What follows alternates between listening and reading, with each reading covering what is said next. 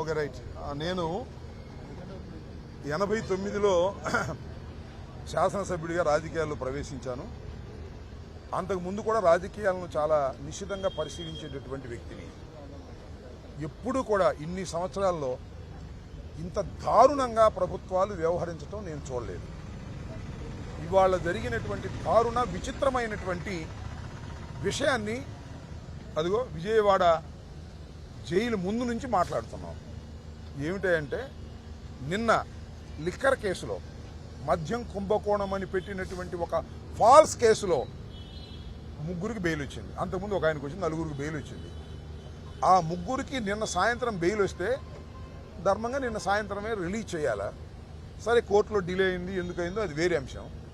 ఇవాళ 6:30కి రిలీజ్ చేస్తామని చెప్తే మేము 6:30కి వచ్చాం. ఇక్కడ అందరం కూడా నాతో పాటు వైసీపీ నాయకులు అందరం కూడా 6:30కి మేము వచ్చాం.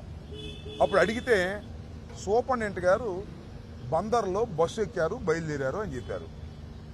ఎంతసేపు అడిగినా ఆ బస్సు దిగట్లే ఆయన. అంటే లోకేష్ గారు, చంద్రబాబు నాయుడు గారు మీరు బస్సు దిగమాకమని చెప్పారంట. మాకు తెలిసిన సమాచారం. ఎందుకు బస్సు దిగమాకమని చెప్పారంటే ఇవాళ అసలు రిలీజ్ చేయొద్దు, మేము ఎవరైతే ఈ 3కి లోయర్ కోర్టు బెయిల్ ఇచ్చిందో ఏసీబీ కోర్టు, దీని మీద మేము హైకోర్టులో హౌస్ మోషన్ మూవ్ చేస్తున్నాము. కాబట్టి హౌస్ మోషన్ ఆర్డర్ వచ్చేంత వరకు మీరు బస్సు దిగొద్దు అని చెప్పారంట. బస్సు దిగకపోతే ఎట్టాగండి అంటే డిఐజీ గారు వరప్రసాద్ ఆయన కూడా ఫోన్ చేశాడు, నువ్వు బస్సు దిగొద్దు, మన చంద్రబాబు నాయుడు గారు లోకేష్ గారు చెప్పిన తర్వాత బస్సు దిగి అప్పుడు రిలీజ్ చేయొద్దు అని. ఈ లోపల వాళ్ళ ఫ్యామిలీ మెంబర్స్ కూడా వచ్చారు ఇక్కడికి. వాళ్ళ ఫ్యామిలీ మెంబర్స్ తరఫున లాయరు గారు కూడా ఒక మెసేజ్ ఇచ్చారు సూపరింటెండెంట్కి, అయ్యా వాళ్ళ ఫ్యామిలీ మెంబర్స్ వచ్చారు, ప్యానిక్ అవుతున్నారు అని ఒకసారి మెసేజ్ ఇచ్చారు. దానికి రెస్పాన్స్ లేదు. ఆ తర్వాత మళ్ళా వాళ్ళు ప్యానిక్ అయి పడిపోతే హాస్పిటల్కి తీసుకెళ్లాల్సిన పరిస్థితి ఏర్పడింది. అయ్యా వాళ్ళ ఫ్యామిలీ మెంబర్స్ టెన్షన్లో ఆసుపత్రికి తీసుకెళ్లాల్సిన పరిస్థితి వచ్చింది, దీనికి నువ్వు రెస్పాన్సిబుల్ అవుతావు అని చెప్పారు. దానితో పాటు న్యాయవాదులందరూ జైలు ముందు కూర్చున్నారు. ఏందండి నాకు అర్థం కాల. కోర్టు బెయిల్ మీద రిలీజ్ చేసినటువంటి ముద్దాయిలను రిలీజ్ చేయడానికి కూడా న్యాయవాదులు జైలు ముందు కూర్చోవలసిన దుస్థితి ఏర్పడింది అంటే చంద్రబాబు ఎంత దారుణంగా వ్యవస్థలను మేనేజ్ చేసే పరిస్థితి చేస్తున్నాడో మీరు అర్థం చేసుకోవాలని ఈ సందర్భంగా మనవి చేస్తున్నాను. చంద్రబాబు నాయుడు గారికి కోర్టులన్నా కూడా లెక్కలేదు.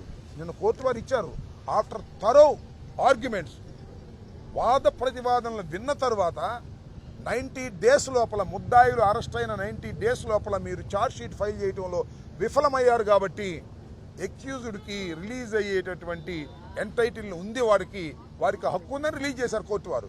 అయినా రిలీజ్ కాకుండా ఆపే ప్రయత్నం చేస్తున్నారు. ఏంటిది? కోర్టు ఆర్డర్స్ కూడా మీకు లెక్కలేదు చంద్రబాబు నాయుడు గారికి, కోర్టు ఆర్డర్స్ కూడా లెక్కలేదు లోకేష్ గారికి. వీళ్ళందరినీ ఆపేయాలంట, వీళ్ళు సుప్రీంకోర్టుకి హైకోర్టుకి వెళ్తారంట, హైకోర్టులో ఆర్డర్ తెచ్చుకుంటారంట. ఏంటిది నాకు అర్థం కాలేదు. వెళ్ళమండి ఇప్పుడు కదన్నాడు. వంశీ కేసులో కూడా రిలీజ్ అయిన తర్వాత సుప్రీంకోర్టుకి వెళ్ళారు, సుప్రీంకోర్టు కూడా రిజెక్ట్ చేసింది.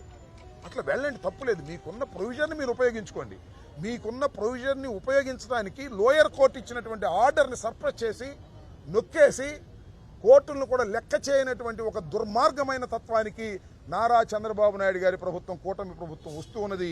దీన్ని ప్రజలు గమనించాలని మనం చేస్తున్నాం. It's a false case. అర్థమైపోతుంది కదా. బెయిల్ వచ్చేస్తే ఏముండదు, ఇంకా ఏం ఉండదని భయం వాళ్ళకి. అంటే దీనిలో ఏదో అంతిమ లబ్ధిదారుడు, గాడిది గుడ్డు, వంకాయ పులుసు అని చాలా కథలు చెప్పారు. ఛార్జ్ షీట్ ఏమో అంతా తప్పులు తడగ్గా పెట్టారు. తప్పులు తడగ్గా పెడతారు. వాస్తవాన్ని ప్రజెంట్ చేయడానికి చాలా ఈజీ. అవాస్తవాన్ని వండి వార్చాలంటే చాలా కష్టం. దానికోసం సిట్ అంతా కూడా ఇవాళ ప్రయత్నం చేస్తుంది. సిట్ అంతా కూడా చేస్తుంది ఏంటంటే ఇన్వెస్టిగేషన్ చేయటంలా, ఎవిడెన్స్ని ఎలా గ్యాదర్ చేయాలి, ఎవిడెన్స్ మీన్స్ ఫాల్స్ ఎవిడెన్స్ ఎలా గ్యాదర్ చేయాలి, ఎవరిని బెదిరించి స్టేట్మెంట్స్ ఇచ్చుకోవాలి, ఎవరిని బెదిరించి 164 స్టేట్మెంట్స్ ఇచ్చుకోవాలి అనేటువంటి ఒక దుర్బుద్ధితో సిట్ అధికారులు ప్రవర్తన చేస్తున్నారు. చంద్రబాబు నాయుడు గారు చెప్పినట్టుగా ఒక కుక్కడప్ స్టోరీస్ అల్లి వీళ్ళందరి మీద కేసులు పెట్టి అందరినీ లోపలేసేయాలనుకుంటున్నారు. ఏం వేస్తారా మీరు? వెళ్ళేటప్పుడు ముద్దాయిలుగా వెళ్ళారు, వచ్చేటప్పుడు హీరోలుగా వచ్చారు. రేపు కూడా అంతే. కేసులు ఏది నిలబడవు. నేను మనవి చేస్తున్నా, చంద్రబాబు నాయుడు గారు పొలిటికల్ వెండేటాతో జగన్మోహన్ రెడ్డి గారి మీద, జగన్మోహన్ రెడ్డి గారి పార్టీ మీద అందరినీ కూడా రోపలేసి భయపెట్టి పార్టీని దెబ్బతీయాలని ప్రయత్నం చేస్తున్నారు. అదే మాకు ఆయుధం. ఉన్నంత వరకు పార్టీ పెరుగుతూ ఉన్నది. ఈ కక్ష సాధింపు ధోరణులు ప్రజలు అర్థం చేసుకుంటున్నారు. ఇదంతా రాజకీయ కక్షలతోనే చంద్రబాబు నాయుడు గారు చేస్తున్నారు తప్ప లిక్కరు లేదు, స్కాము లేదు. ఇవాళ ఉంది లిక్కర్లో స్కామ్. ప్రభుత్వం లిక్కర్ అమ్మితే దానిలో స్కామ్ ఎందుకు ఉంటుంది? ప్రైవేట్ వ్యక్తులకు ఉంటే ఇస్తే దానిలో స్కామ్ ఉంటుంది. లేనిపోయిన స్కామ్ను సృష్టించి ఏదో ఒక విధంగా వైఎస్ఆర్ కాంగ్రెస్ పార్టీని ఇబ్బంది పెట్టాలని మీరు ప్రయత్నం చేస్తున్నారు.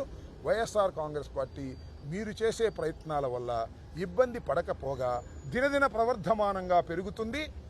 రాబోయే ఎన్నికల్లో మిమ్మల్ని చిత్తుగా ఓడిస్తుంది. దానికి సగం కారణం మీరే అవుతారు. మీరే ఈ ఫాల్స్ కేసులు పెట్టి జైల్లో ఉన్న వాళ్ళకి కోర్టులు రిలీజ్ ఆర్డర్స్ ఇచ్చినా కూడా వాటిని తొక్కిపెట్టాలని ప్రయత్నం చేస్తున్నారు.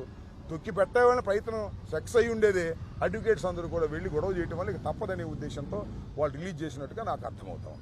Thank you.